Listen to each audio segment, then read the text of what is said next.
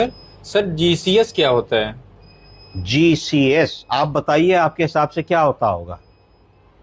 Sir general आप knowledge. आप एक थेरेपिस्ट हैं और आप कई बार ऐसे मरीजों को देखते होंगे जो चैतन्य नहीं है और आप भर्ती कर लेते हैं। तो कई बार ऐसी प्रॉब्लम आती है कि एक दिन बाद या 2 दिन बाद आपको ये समझ में नहीं आता कि जब मरीज आया था तब ज्यादा होश में था, अब ज्यादा होश में है या अब कम होश में है। फिर आप एक दूसरे से पूछते हो, क्यों भाई ये बताओ, कल जब बाबूजी आए थे तो जीप दिखा रहे थे कि नहीं?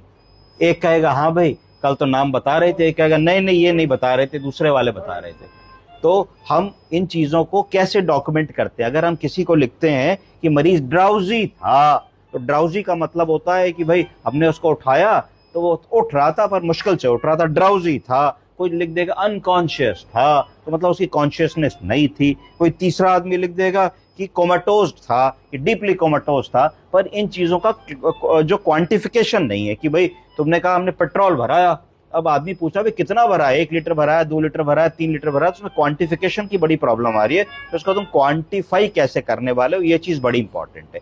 तो इस जो मरीज की चैतन्यता के स्तर को, उसके न्यूरोलॉजिकल स्टेटस को, वो आदमी कितना कॉन्शियस और ओरिएंटेड है, इसको अगर हम गिनती में लिखते हैं, क्वांटिफाई करते हैं, जैसे बीपी नापते हो तो क्वांटिफाई करते हो कि साहब 140/90 आया, शुगर नापते हो तो क्वांटिफाई करते हो 217 आई।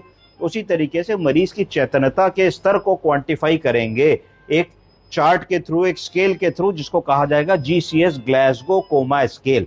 तो इस पे कोई उंगली नहीं उठा सकता आपके ऊपर। कोई ये नहीं कह सकता भी कॉन्शियस था तुमने अनकॉन्शियस लिख दिया, कोमाटोस था तुमने नॉन कोमाटोस लिख दिया, ड्राउजी था तुमने कुछ और स्टुप्रोज लिख दिया। तो ये तुमसे आदमी नहीं कह पाएगा।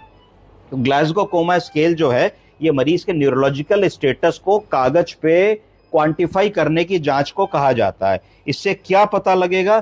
3 चीजें पता लगेंगी, 3 चीजें देखोगे जीसीएस में, ग्लासगो कोमा स्केल में।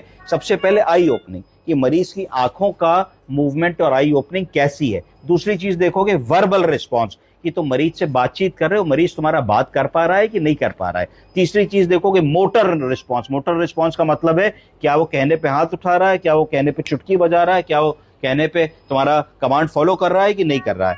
ग्लासगो कोमा स्केल में 3 चीजें हुई, EVM, eye opening, verbal response, motor response. E मतलब आई, वी मतलब वर्बल, एम मतलब मोटर।